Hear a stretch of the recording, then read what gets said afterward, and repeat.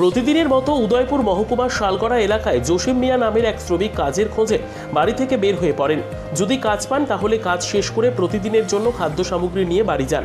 বুধবার সকালে শালগড়া থেকে কাজের জন্য উদয়পুর শহরে আসেন। কোনো কাজ না পেয়ে উদয়পুর রমেশ চৌমোহনী স্থিত একটি মিষ্টির দোকান থেকে 1000 টাকা চুরি করে পালিয়ে যাওয়ার সময় দোকানের মালিক টের পেয়ে তার খোঁজে দোকান থেকে বের হয়ে পড়েন।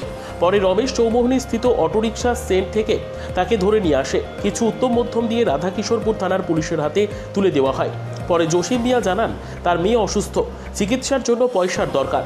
কাজ না পাওয়াতে সে মিষ্টির দোকান থেকে টাকা চুরি করেছে। বর্তমানে জসিম পুলিশ হেফাজতে রয়েছে। বাড়ি কই? হ্যাঁ, শালগড়া। বয়স কত? কি করছিলা?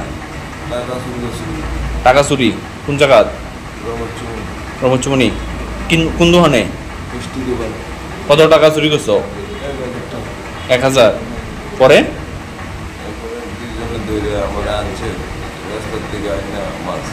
কোন থেকে আনছে? রমচুমনি অটো স্ট্যান্ড। এখন মারছে, তারপর পুলিশের কাছে দিয়ে দিছে। তোমার বাড়ি কই? আজকে চুরি করছো না প্রত্যেক দিনই চুরি করো?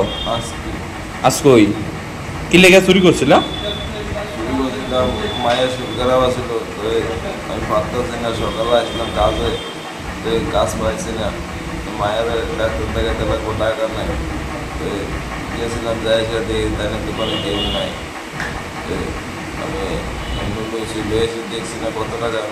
পরে তারা দেখে আরো অনেক পয়সা 1000 টাকা। নিজস্ব প্রতিনিধির রিপোর্ট, দুরন্ত টিভি।